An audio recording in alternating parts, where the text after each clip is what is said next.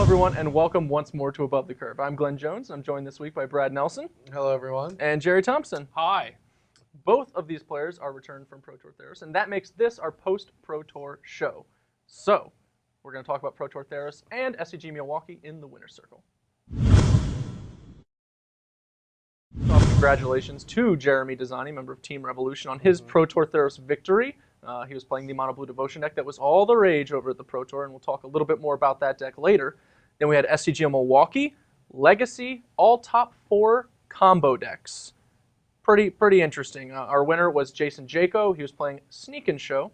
And then the Standard Open was won by Zach Stern playing Green-Red Monsters, a deck I believe Brad is I'm kind of into that. I'm also into Sneak and Show. We've got the Invitational in 2 weeks, and I have no idea what to play, so I might just be jamming with Emrakul's there too. But so starting with Legacy, it felt to me like Legacy had started moving, a little bit fair. These Shardless bug decks doing very well. And then the combo decks had also started kind of surging up. We'd seen more and more of them appearing over the past couple weeks. So it kind of felt inevitable that we'd have one of these weekends where there just weren't enough Force of Wills and something crazy happened. In fact, something crazy really did happen with the Oops All Spells deck making it to second place. Yeah, and there's been like some Charbelcher top 8s. Wait, what's Oops All Spells? I don't even know what this is. It's basically a Dredge Charbelcher deck, if that makes any sense to you. It does not at all. All right, well, that's Brad and Legacy. Yeah. But that deck, in conjunction with Dredge itself actually appearing in the top 4, it was pretty gnarly top 4, and it was over in record time, I might add. Excellent.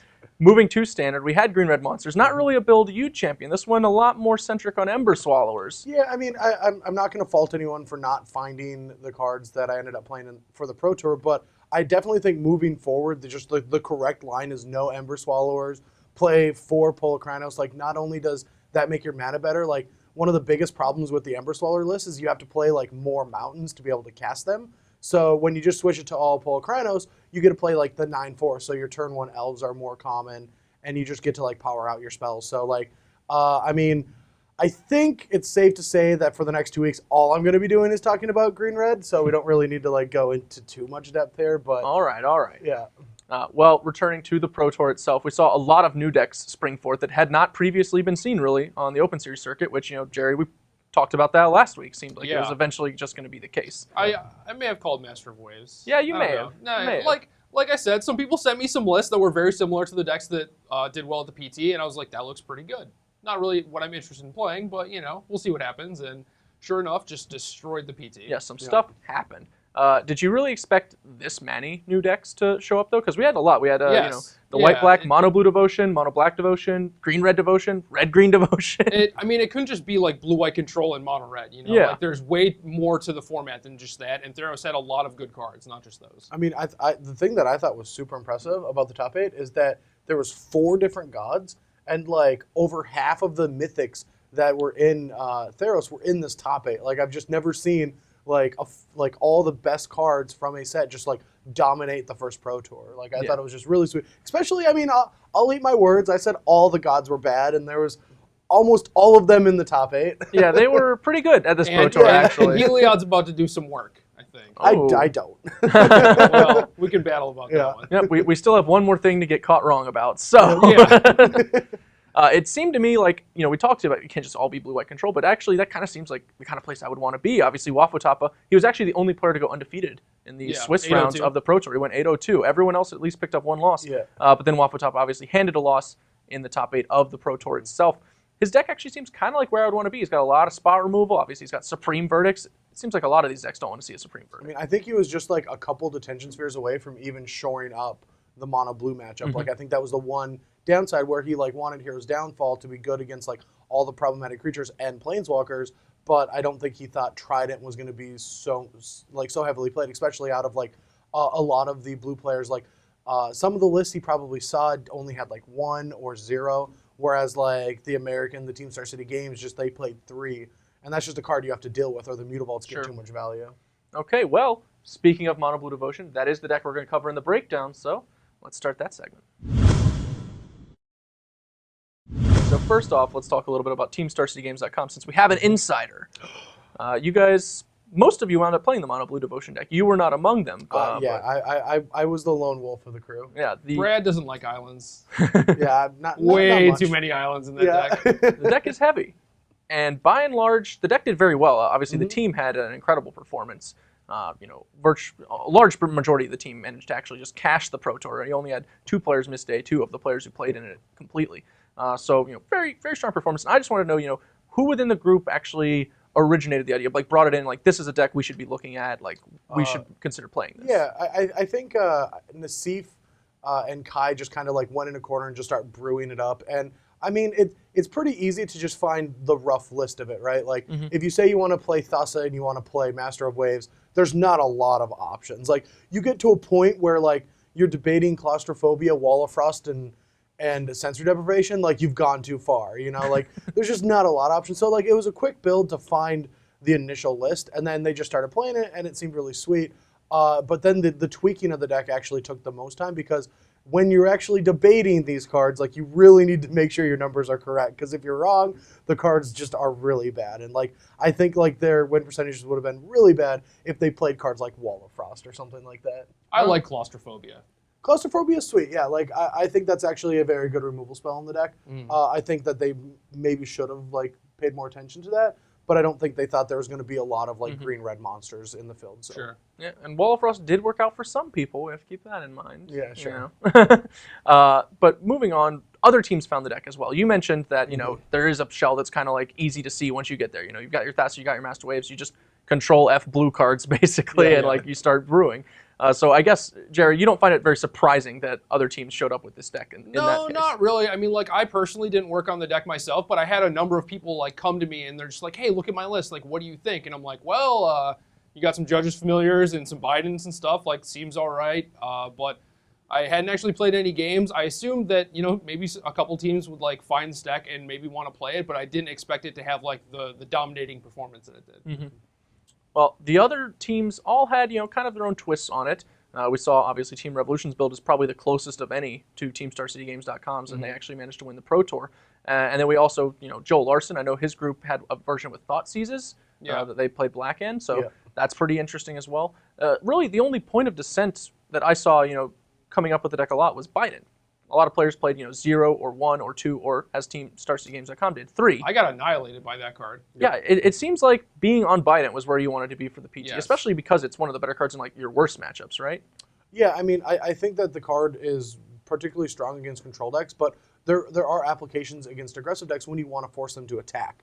And things like that happened a lot, especially like, I think one of the coolest things I heard is Reed and Tom Martell ended up playing a mirror match, and Reed forced Tom to attack, but Tom also had a Bident, so he drew 6 cards and then died the following turn. He's like, yeah, I want you to, like, I want to take 12 damage and you draw 6 cards. Like that makes for a pretty powerful Magic card. But I definitely think that was one of the places you want to be with the deck, especially because if you don't draw your Master Waves or your Thassas, you're just playing like 1/1s for 1, and you're not going to win the game. At least they like turn into Ophidians, like, or better than Ophidians. Yeah, one of the big things I said about the deck was that like Huey was kind of talking about the Cyclonic Rifts and like whether or not they were good, and I mentioned Claustrophobia, and like Bident is another one of those things that just like adds a different aspect to the deck. Whereas if you just like cut the Rifts and cut the Bidents, your deck is just a pile of dudes, and you have no way to like impact the board or know things that make the deck function differently in certain matchups. So I think having those types of things to change your game plan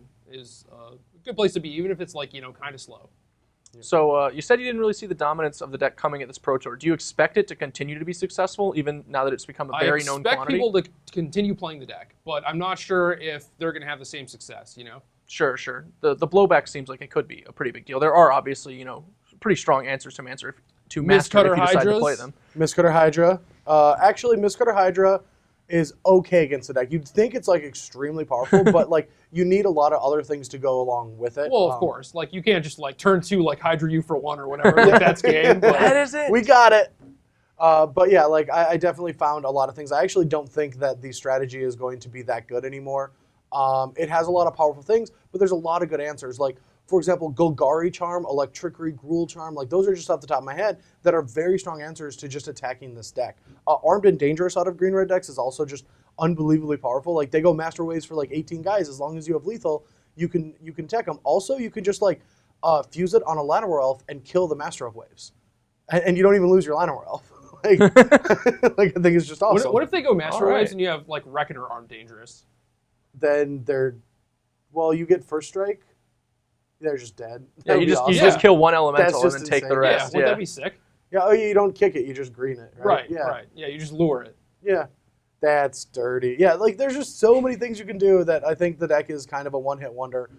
That moving forward, it might like come back in and out of the format. But that's the great thing about Nykthos and Devotion decks is I feel like what we might see is like one being good for a while and then they counter because they definitely feel like I think red beats blue, black beats red, or sorry, blue beats red. Yeah. And the other way. So black beats blue and red beats black. But I did not do that. There's certainly I a failed, cyclical yeah. relationship. I will have to admit that I'm super jet lagged. I actually got in at 1 o'clock last night and then just came back to the show because I love this SCG. Yeah, I got in at like 8 last night. But We appreciate your time. Yeah. Yeah, I think that you're right. Although the last time someone made a call like this about a Pro Tour winning standard deck, it was the Aristocrats, which stuck around much longer than anyone wound up predicting. yeah, I like think, here so. and there, you know, like it was never like another staying force until like Dragon's Maze actually. Yeah, came yeah, out. yeah. Mm-hmm. So, you never know what the future may hold, I guess. Moving on, we are going to look a little bit more at TeamStarCGames.com's testing with a peek behind the castle doors. Brad Nelson. From this mind. All right, so we already mentioned that Brad decided not to play Monoblue Master of Waves in the Pro Tour, despite an overwhelming consensus from his teammates. That is true. So why? You decided to play this green-red monsters deck. No one else on the team decided to play this deck. Even the ones who dissented went with a completely different deck. So why did you go with green-red? Let me lean back while I start this story. All right. There's many reasons why I ended up playing green-red. One of them is I need to be comfortable with the deck that I play. So I don't want to pick up something on like Tuesday or Wednesday before Pro Tour and try to learn all the iterations, especially with like how complex the deck is. Like you scry every turn. You have like decisions between playing Master, Jace, and Biden. Like I would have to learn all these things, as well as I actually just really liked where our green-red deck was. And a lot of times I definitely get emotionally attached to decks where I always keep that in mind, like when I go to a Pro Tour, like am I just liking this even though no one else does? But for the most part, I actually didn't make any of the technology. I can't take credit for anything that we had cute. Like so many people on the team helped me with the green-red deck. I would play a set and someone would be like, you should try this card. I'm like, that's a good idea. And I add the card and it's awesome. And like Kai, for example, like Kai made me play the 4th Polokranos. Matt Sperling put the Blood Wasteland Viper interaction into the deck. Everyone made me take Burning Tree Emissary out of it. But for the most part, I just liked where I was at, and I felt like the decks were very similar in the sense that Master Waves can be more powerful than Polokranos, but like you can make the comparison of like Bident is Domri in the sense that it is going to sometimes get me card advantage as well as people are going to have to attack me because I have it. Polokranos is Master of Waves. Elvish Mystic is the 1-drops. They're, sometimes you'll draw them, they're really bad, but sometimes when you curve out with them, they're very good. And for the most part, I thought I was going to get a lot of free wins, which I ended up doing with the Gorklan Rampager Blood interaction. And I wouldn't do it over. If I had to do it over again, I'd still play this deck, even if I just end up in 30th again, because the look on my opponent's face when I blooded them was just like, I will remember every single one of them because there's so many jaws on the floor. It was unbelievable. It was just like, it was so great to play a deck where my opponent was at 16 and thought he wasn't dead, but he was actually dead. He's just like, I'm going to, set up for 3 turns here. And I'm like, no, you're actually dead now, and the game is over, and I get to, spend Sideboard. 40 minutes. I get to go find food, and I can sit down and eat because that was like 12-minute match or something. And I liked where I was at, and I'm going to continue to be playing that deck because I think it's very good, especially in that matchup. It just smashes Monoblue. Sure, 30th at a Pro Tour, nothing to sneeze at, clearly. Obviously, slightly shy of what you wanted, but certainly a very, very strong finish. Yeah, I mean, I'm always, I will always say that at a Pro Tour, you're not going to, do that great if you don't, 5-1 or 6-0 limited. That's always where my Pro Tours are at, and And for the most part, whenever I've made these like top 50 places, I've always like 4-2'd in limited, and I think I threw both of my matches that I lost in limited. So yeah, like it's not the constructed fault. I did go 7-3. I lost a match that I felt like I shouldn't have. I won a match that I thought I shouldn't have. So like it felt like a reasonable Pro Tour for constructed. Okay, well, tell me a little bit about this white-black deck. It was also piloted to very strong results. A lot of people might not realize, there were only, I think, 2 players, right, on Team SCG playing that deck, yeah, and it got 9th and a top 8. Yeah, and Paul Reitzel just like showed up a couple days before and just like picked it up. Like he looked at green red, he's like, nah. And he looked at blue and he's like, nope. And he's like, what else do we got? Like, and there was a deck that had something very similar to Savannah lines in it, so he just like jumped on board. And Chapin worked really hard on the deck. For the most part, I would say I was emotionally blinded by it. Like I just like did not want to play something like that. I thought like the deck was filled with weird and situational like proactive cards, and it was still an answer deck. So sometimes you would like, I don't want to read the bones way late in the game and like start seeing cards like Precinct Captain in my deck. I just feel like that's a really awkward place to be. But like it did do really well in the tournament, and it was like well positioned for the metagame. So I mean, props on them for doing so well with it. I actually just assumed the deck was very bad. I did. I mean, it does look pretty odd. I mean, you have like these Soldier of the Pantheons, these Precinct Captains, and you're curving up to these Elspeths, and like you said, you have to read the bones. I thought it was sweet. Well, I mean, it's a lot of good cards, but it seems like the deck is all about creating like a mid-game window, right? Like you're not killing anyone on turn 4, you're not killing anyone on turn 10, right? Yeah. You're all about those turns in the middle and just eking them out. Do you think my read's right there? Yeah, that's right. I mean, like it was strange watching it for like the last couple rounds where I see Riesel taking these lines where like he has to play his tap lands on turn 1 and 2, and then like can't play his Precinct Captain and stuff like that. Where it's like you have 7 ways to cast Soldier of Pantheon on turn 1. It's just like it looks so awkward, but like I definitely like what the deck is doing. Like almost all the cards are good at a reasonable point in the game. Like even if Soldier on turn 10, it's like not a Savannah Lions. They could have a Frostburn Weird or something that card actually blanks. So.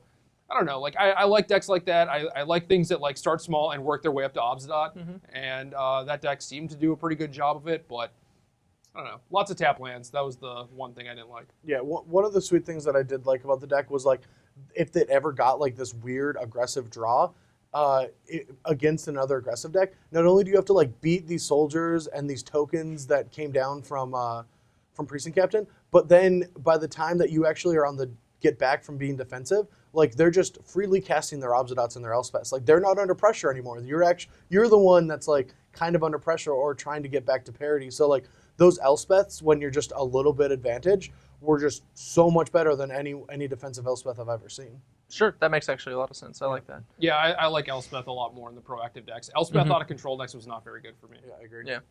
All right, well, if you want to hear more about all of those decks, you can check out TeamStarCityGames.com. Cedric Phillips, Ruben Breslow, and Jeremy Knoll all did some excellent coverage of the Pro Tour while it was in action. And all those videos and articles and photo diaries are up for your viewing pleasure. And you can see my deck tech before I was crushed and an empty soul of a man from not being able to top 8. I still had high hopes of making top 8 at that point. Oh, what bright, glorious days those were. Yep. All right, well, we do have a learning curve featuring Brad's deck from the Pro Tour, a situation he ran into in round 13 of the Pro Tour in Constructed, so that's what we're going to bring you next. All right, so I'm not going to do a whole lot of setup since this is, your baby, but you were playing Max. He was playing blue-white control. You're playing your green-red monsters. Max Seoblum, I believe? Yeah, I don't know how to pronounce his last name either, so I want to hear you try. That's just mean. Yeah, that's just so horrible. So mean. But he's, in a kind of a tight spot on turn 4. He has just played and boosted a Jace. He has a Ratchet Bomb that has just ascended to 2, probably going to 3 on the next turn based on what you're likely to do. And you're trying to pressure this Jace and pressure Max all at the same time. And describe to us your hand and your thoughts. Okay, so I already have a Stormwrath Dragon. I got to turn 3 Stormwrath Dragon on the draw, and I could have just been Wrath that turn, but I'm going to attempt to make that 3 for 1 because I don't really know what my options were. I just drew the Domri. I didn't have it beforehand, but he was already ticking up a Ratchet Bomb, so Domri is probably not a good plan turn 3 anyway. I just got to hope he doesn't have turn 4 Wrath, which he didn't. So now I either have the option of playing Domri, Hammer, or Mistcutter Hydra. I know that I don't want the Jace to live through the turn, but one of the things that I've found while playing this deck, is that I don't want to like expend all of my threats. Like I want to always be attacking for like a high amount. Like always keep, a bullet in the barrel. That's kind of like how I look at it. Like keep a Mistcutter Hydra or Dragon in hand. So you always have a threat that they can't Detention Sphere or Azurius Charm, whereas all the other threats they can. So I could like Domri, but then the Ratchet Bomb kills it next turn, so I only get like to look at one card, and in my opinion, that's like not worth playing a card. I could play the Mistcutter Hydra and kill the Jace, or I could just play Hammer, sacrifice a mountain. And I love this line because what this now does is, sure, I lose a land, and if he does, like, kind of what the board looks like is, in my opinion, was he had the Supreme Verdict, but he was looking for a Plains, and he thought maybe, like, trying to keep the Jace alive, if I can't attack it for any more that turn, then he's able to just lose it and try to dig for something. But I also think that that was a mistake on his part. I think he should have just like impulsed. Like when I was playtesting against Blue-White, Huey impulsed every time, and he was like, this is the worst impulse ever, but that's all I have. That's just kudos to Huey for just being as awesome as he is. So I just wanted to make a Golem. So now if he blows up the Ratchet Bomb, now I'm just free to play a Domri. Now I just have a Domri for the rest of the game. And I can keep digging for cards like more Mistcutter Hydras or something like that. So I ended up just playing the Hammer and sacrificing. And I think like for anyone of you that are playing the Green Red deck, you want to make sure that you know what you're doing the following turn and always keeping pressure on them. I think that's like the clear indicator from this board position is making sure that you can put something into play that they have to interact with right away. Because if you ever give them that time to do to set up that Sphinx's Revelation, you're going to lose. You always want to always just have one more thing that they have to deal with before they can like reliably cast a Revelation for 3 or 4 and try to get back into the game. Okay, yeah, the most illuminating aspect of this position for me was definitely, looking at what would happen if my opponent's Supreme Verdicted me next turn, which if you play that Mistcutter Hydra, you're left with the option of playing a Hammer or a Domri and with a Ratchet Bomb staring at 3 already. So that's not exciting. Then, if you play the Domri, you mentioned you just lose your Domri, also not that great. The Hammer, it kind of makes him blow the Ratchet Bomb, protecting the Domri. If he doesn't, which, I guess theoretically he could decide not to, that's obviously a huge threat to keep in play. Yeah. And if you get Verdicted, you won't have the mana to play Hammer and make a guy on the next turn. You're losing 2 mana guys. So you want to try and, make the most of those mana guys before they theoretically die, which they could. And that's just exactly it. Like, if they get picked up in a Supreme Verdict, which he could have even had because he just didn't have the White Source, then I lose the chance to play and activate Hammer in the same turn. I would only have 4 lands, maybe even 5, but you need 6 to be good. Whereas with a Mistcutter Hydra, I tend to actually like just casting it as a 3/3 in the matchup, just because like once they get to Elspeth mana, I don't want it to get swept up with my Dragon. And if you finish off the match, you'll actually see me like where I actually just I play the first Mistcutter Hydra as a 3/3, even though I could have played it as a 5/5, and got 2 extra damage. And I just wanted to make sure that if his like Windmill Slam, Hail Mary play is Elspeth take down, I actually still get to keep my pressure in play and then play another Mistcutter Hydra, and then I have lethal. So Brad Nelson, the master. Yeah. I mean, I know, that's why I played the deck too. Like, I played like well over like 300 or 400 games with Green Red in the since. I mean, I was piloting before the pre-release or whatever. Like, I remember the release events. I was saying play Green Red, and this is just, continually just upgrades to the deck. Yep. And I'm gonna continue to do it. I think the deck is like very good. You should find a moto video either above or below this of me playing with the deck. So, like, I'm all in on Green Red for a very long time. All right, well, there you go. High praise on the deck and some tips on how to pilot it in upcoming SCG Opens and the Invitational, where I'm sure Brad himself will likely be piloting Green Red. Yeah, I mean, don't anxious just saying. it. Yeah, I mean, I'll probably just bring something way cooler. Probably It's an Invitational. Probably not. Yeah, probably not. All right, well, this weekend we do have SCG Seattle. It's one weekend before the Invitational in Indianapolis. I'll be heading out there, and I'll be joined by Matthias Hunt and Adrian James Sacher, AJ Sacher, as you might know. And he'll be doing commentary for us. So He's Adrian James? That's more information than anything I've heard. Oh, I'm glad we could bring you above the curve this week. Yeah, I did not know that. You're welcome. Yeah, thank you. Yeah, it's a delight. So we'll all be out there in Seattle. Should be a good time. Tune in for the coverage. And yeah, thanks for watching. On behalf of Brad and Gerry, I hope you enjoyed the show.